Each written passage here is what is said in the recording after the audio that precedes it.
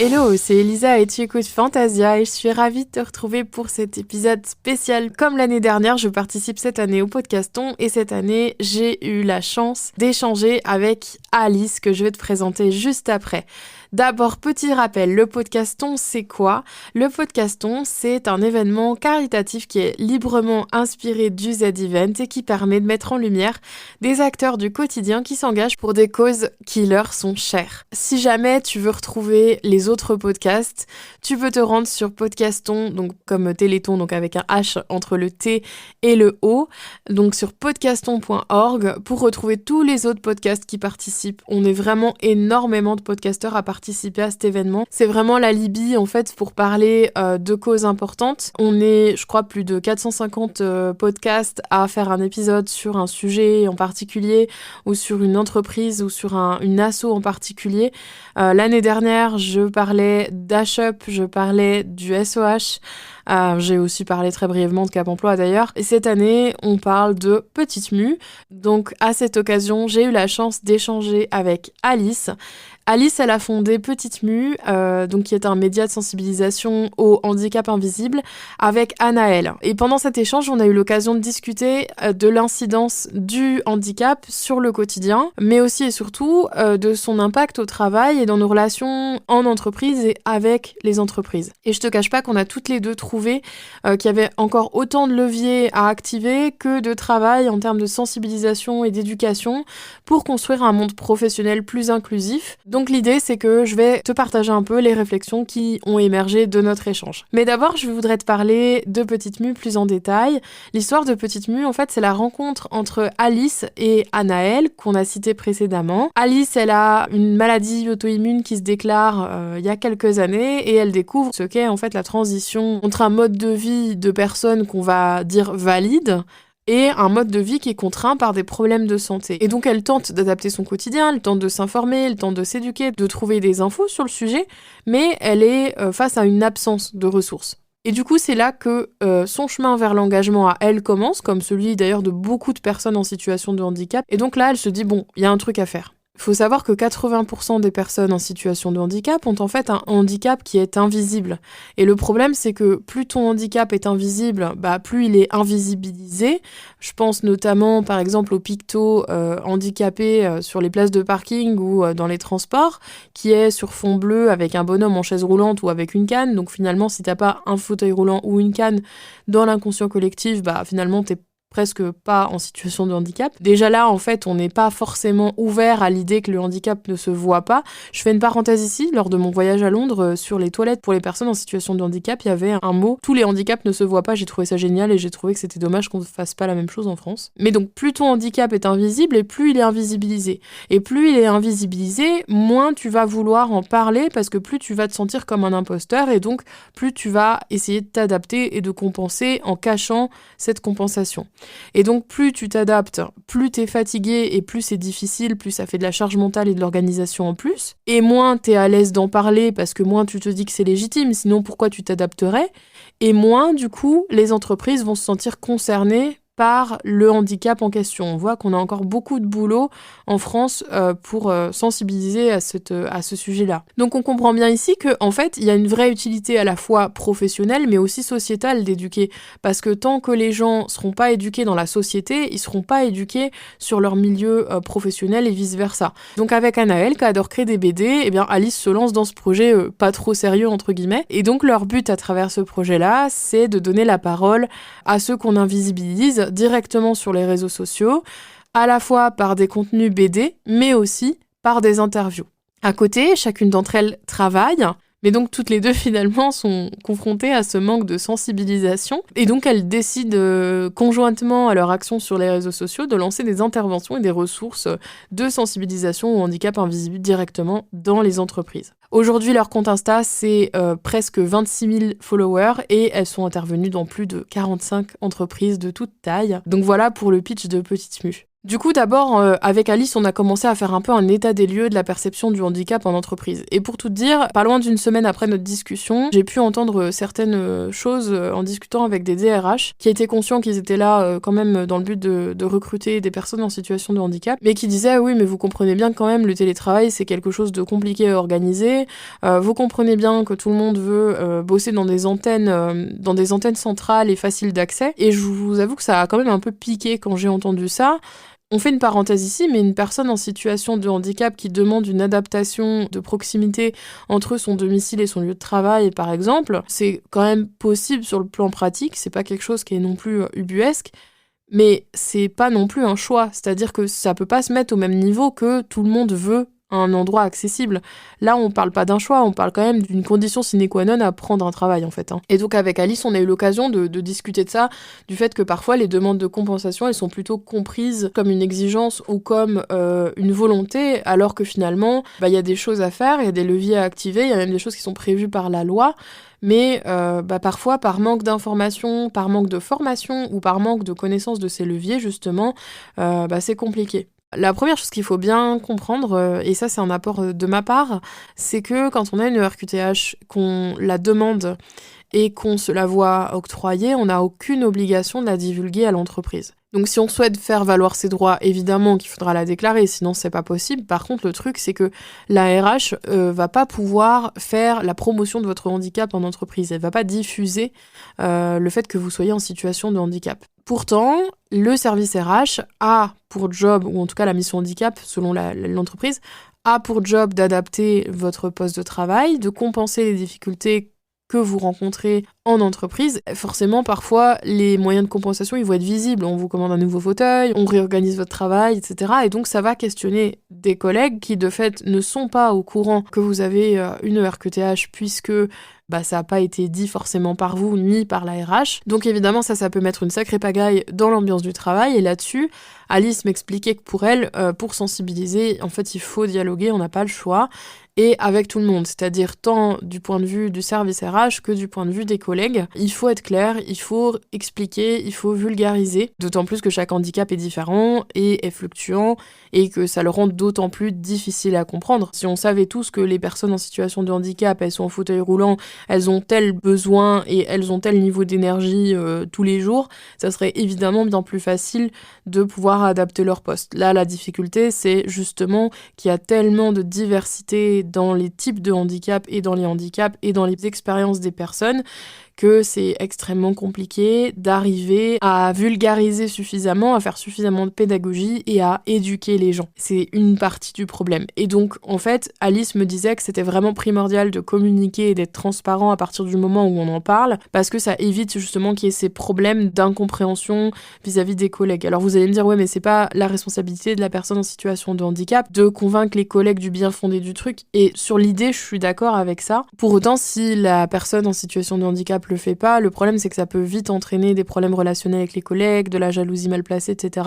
Donc c'est peut-être aussi un acte de préservation de soi que de dire voilà, j'ai telle difficulté, donc il y a telle adaptation et basta en fait. Sans forcément rentrer dans le détail de c'est quoi la pathologie ou de quel est le problème exactement ou de pourquoi c'est justifié ou pas. La situation dans laquelle pourraient se retrouver les collègues, c'est que comme souvent avec les choses qu'on comprend pas, en fait on a peur de questionner, on a peur d'explorer, on a peur de mettre mal à l'aise. Ça c'est des choses qu'on a évoquées avec Alice aussi, l'idée que finalement c'est ça qui rend la situation bizarre. Et d'autre part, quand on est en situation de handicap, on a l'impression parfois que tout le monde comprend et mesure l'ampleur de l'inconfort ou des douleurs ou de la fatigabilité que ça entraîne, mais c'est pas du tout le cas en fait.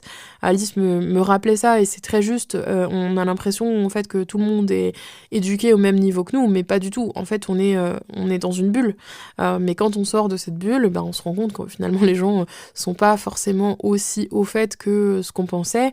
Et ça, c'est quelque chose qui est à ne pas oublier, c'est un post-it à mettre dans sa tête. Du coup, j'ai questionné un peu Alice parce que j'ai parfois des clients qui ont peur de demander la RQTH, qui pourtant ouvre des droits. Et la demander, ça n'engage pas à grand-chose parce que le moment où l'entreprise va être au courant que le salarié est porteur d'une RQTH, c'est le moment où le salarié va le dire. Avant ça, l'information, elle n'est pas connue de l'entreprise parce qu'elle n'est pas diffusée entre la MDPH et l'entreprise. Et Alice me disait que justement, effectivement, c'était plutôt intéressant d'en parler quand on se sent prêt et quand on se sent à l'aise avec cette reconnaissance, parce que c'est quand même une décision personnelle de la déclarer et c'est quelque chose qu'il faut réfléchir. Et au fil de nos discussions, en fait, on s'est rendu compte qu'il y avait un peu deux écoles. D'une part, il y avait le fait de ne rien dire avant la fin de la période d'essai pour éviter, malgré les bonnes intentions, etc., de ce statut-là, de la discrimination tout simplement, parce que ce serait un mensonge de dire qu'il n'y a pas de discrimination aujourd'hui envers les personnes en situation de handicap. Et d'un autre côté, la seconde école, c'est d'en parler directement pour être sûr qu'il n'y aura pas de temps perdu d'un côté et de l'autre et qu'on pourra adapter le poste. Évidemment, chaque approche a des avantages, chaque approche a des inconvénients et chacun doit faire un peu comme ça lui semble judicieux. Je pense que l'idée de se dire est-ce que je me sens à l'aise ou pas, effectivement, est la bonne. Et surtout, comme disait Alice, en fait, quand on commence à en parler, on ne peut pas couper court à des questions, même d'ordre pratico-pratique, sur le retentissement du handicap sur la vie professionnelle. Et donc, si vous n'êtes pas prêt à expliquer en détail les retentissements que ça peut avoir, même sans parler du côté médical, mais si on n'est pas prêt à répondre à des questions sur les difficultés qu'on a parce que c'est trop confrontant, parce que, par exemple, c'est quelque chose de récent, à ce moment-là, c'est mieux peut-être d'en parler que quand on s'en sent capable. Et du coup, moi, en réfléchissant un peu à ces deux écoles-là, je me suis demandé pourquoi les gens n'avaient pas forcément envie d'en parler au travail, alors que ça paraît quand même être une solution d'honnêteté, de non-perte de temps, de pouvoir avoir des droits spécifiques qui facilitent le quotidien. Mais il faut quand même être réaliste. Les grandes entreprises, elles ont des missions handicap. Par contre, les plus petites structures, souvent, elles manquent de compréhension ou de compétences vis-à-vis des dispositifs qui existent. D'autre part, on a souvent peur d'être discriminé quand on est en situation de handicap, on a peur d'être stigmatisé, peur de la réaction de l'entreprise, et parfois on a même peur des à-côtés que pourraient engendrer ces situations-là. C'est-à-dire c'est pas l'action de dire qui fait peur, c'est à quoi va ressembler après mon quotidien et de quoi ça va avoir l'air une fois que je l'aurai dit. D'autre part, il y a quand même quelque chose de sociétal ici, c'est qu'en France, on a la culture du mérite et qui laisse probablement aussi son empreinte ici. Il y a un raccourci facile en fait entre on me facilite les choses parce que j'en ai besoin et j'ai moins de mérite par rapport aux autres. Ça s'illustre d'ailleurs très très bien par l'exemple que je donnais au début de cet épisode par rapport à la proximité travail-domicile qui est en fait non essentielle quand c'est un souhait, mais qui, quand le contrat en dépend et quand son exécution en dépend, devient primordial en fait. Et donc on voit bien qu'on est sur un décalage de niveau de nécessité et que donc on peut pas se voir opposer tout le monde veut faire ça parce que tout le monde n'est pas dans la situation dans laquelle le travailleur en situation de handicap est. Et Alice me donnait la métaphore, me disait mais finalement en fait quand il y a un parent qui reçoit un appel de l'école parce que son enfant est malade, il laisse tout en plan et il va chercher son enfant malade, il n'y a pas de sujet, mais d'un autre côté si t'es malade tant pis pour toi quoi. C'est quelque chose qui est assez dingue quand on remet un peu les choses en perspective. Et pour Alice, cette situation, c'est inconcevable et ça a aucun sens et je suis assez d'accord avec elle. Elle me disait, si on se place du côté de l'employeur qui recherche du profit, finalement, faire travailler un employé dans des conditions qui sont pas optimales et qui peuvent être adaptées ou compensées, mais décider sciemment de pas les compenser, c'est quand même stupide parce que du coup, ça facilite pas le travail du collaborateur. Il est du coup moins performant, il est moins engagé et il va se barrer à la première occasion. À côté de ça, évidemment que c'est le but de la politique handicap aussi, des entreprises que de faire se déclarer les salariés qui sont déjà là, qui sont en interne, donc ces fameux 11%, parce que eux, ils ont déjà commencé à travailler, ils ont jamais rien demandé, et donc un RH stratège espérerait potentiellement qu'ils ne se déclarent pas avec des besoins trop conséquents en aménagement, etc. Et ça, c'est un peu la réalité derrière ce statut protégé, c'est qu'il y a quand même une notion de inclusif, mais quand même pas trop dans le monde professionnel actuellement, et il y a clairement du boulot et des choses à faire, et des choses à inventer aussi, peut-être en tant que société, comme je le disais, c'est aussi pour ça, je pense que c'est important que la société s'éduque au-delà du monde du travail, parce que plus la société avance sur ces sujets-là, plus les employeurs sont obligés de suivre finalement pour pas perdre leur réputation là-dedans. On voit par exemple avec le télétravail, etc., que les habitudes et les modes de vie changeants amènent de nouvelles adaptations, amènent de nouvelles opportunités de mutation sociétale et amènent de nouvelles pratiques. Maintenant, il y a beaucoup de gens qui veulent plus de postes sans télétravail, alors qu'avant, le télétravail, c'était quelque chose de quand même relativement exceptionnel. On a terminé cette discussion avec Alice de 45 minutes en parlant du congé menstruel, parce que justement, on parlait de l'adaptation et du fait que pour elle, c'était quand même primordial d'adapter le travail à son employé. Donc pour le petit contexte, le congé menstruel, il est déjà mis en place en Espagne, donc il s'agit d'un congé qui avait déjà été envisagé en France. Et Alice m'expliquait son incompréhension des contradicteurs de ce congé-là. Et justement, moi, j'avais un avis un peu différent d'elle, donc c'était intéressant d'avoir ce débat-là et d'échanger nos idées là-dessus. De mon côté, moi, je suis pas pour plusieurs raisons. Mais Alice, elle me disait, bah oui, mais moi, je trouve que c'est du bon sens, finalement, de donner un congé en cas de règles douloureuses. Moi, depuis ce point de vue-là, je suis très d'accord, évidemment, je ne peux pas ne pas être d'accord là-dessus. Pour autant, je pense que en fait, ça pourrait porter pas mal préjudice à la parité en entreprise. Comme d'habitude, en fait, il y a un risque de raccourci rapide et on a vu que le raccourci était facile déjà au niveau du handicap. Le risque de raccourci ici, c'est de se dire, femme égale congé maternité plus congé menstruel égale pas fiable égale, en fait, pas question de les faire évoluer à des postes stratégiques. Et d'ailleurs, la vraie parité, c'est celle-là. La vraie parité, c'est pas de se dire, c'est bon, on a 50 femmes, 50 hommes. C'est plutôt de se dire, ok, on a 50 femmes, 50 hommes, et dans les postes stratégiques, il y a moitié-moitié. Parce qu'il y a beaucoup d'entreprises où il y a la parité en termes de salariés, de nombre de salariés, mais où en fait les femmes sont moins stratégiquement postées que les hommes, ce qui nous laisse penser de manière extrêmement claire que en fait leur congé maternité, leurs enfants, leurs contraintes familiales ont fait qu'elles ont été freinées dans l'avancée de leur carrière, alors même que en fait normalement ça devrait pas, et on le voit très bien dans cet épisode aussi avec tout ce qu'on a dit. Finalement il y a des lois.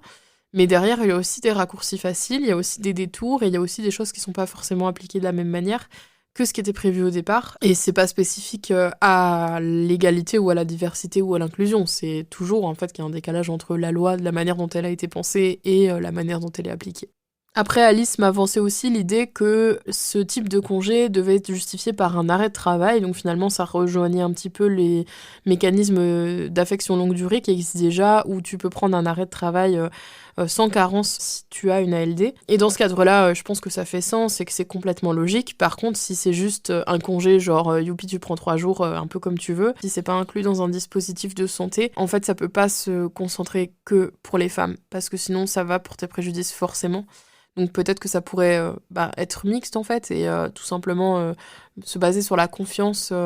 Mais après j'ai bien conscience que c'est un peu idéaliste et que c'est pas encore tout de suite qu'on va arriver à ce type de dispositif à mon avis. Mais voilà, il y a peut-être un truc à trouver dans cette idée-là, de se dire, voilà, comment je fais confiance suffisamment à mes salariés pour qu'ils prennent congé uniquement s'ils en ont besoin, et d'un autre point de vue, comment en tant que salarié, je n'exagère pas sur ce dispositif-là pour me permettre de vraiment me reposer quand j'en ai besoin. Après, je pense que ça passe aussi par un autre milieu du travail qui est peut-être pas encore généralisé et qui est peut-être encore loin devant, mais peut-être que c'est un progrès qu'on verra apparaître dans quelques années. Ok, c'est la fin de cet épisode, j'espère qu'il t'a plu. Avec Alice, on a discuté environ 45 minutes, et tu vois qu'on a vraiment refait le monde de bout en bout. Si ça t'intéresse d'aller en apprendre plus sur les handicaps invisibles, tu peux aller voir le compte Instagram de Petite Mue. Si jamais t'as envie d'en savoir plus sur moi, tu peux aussi aller voir mon compte Instagram. Si tu veux découvrir les autres créateurs du podcaston et découvrir d'autres initiatives avec d'autres causes, tu peux aller sur podcaston.org. Et puis, je te retrouve dans 2 semaines pour le prochain épisode. D'ici là, porte-toi bien. Et n'hésite pas surtout à partager cet épisode, c'est super important. Ça permet aussi de sensibiliser ton entourage, ça permet aussi d'ouvrir la parole sur ces sujets-là. C'est des sujets qui sont pas forcément évidents toujours à aborder en société. C'est des sujets pour lesquels on en est encore à se demander si on peut faire confiance à la personne qu'on a en face de nous avant d'aborder des thématiques aussi intimes. Et il y a qu'en éduquant en fait la société et qu'en parlant de ce genre de sujet-là de manière claire et de manière transparente qu'on pourra avancer là-dessus. Donc si toi aussi t'as envie d'un monde où on a 2 jours ou 3 jours de congé par mois, n'hésite pas à sensibiliser ton entourage. Et je te dis à dans 2 semaines pour le prochain épisode, et d'ici là, porte-toi bien. Ciao.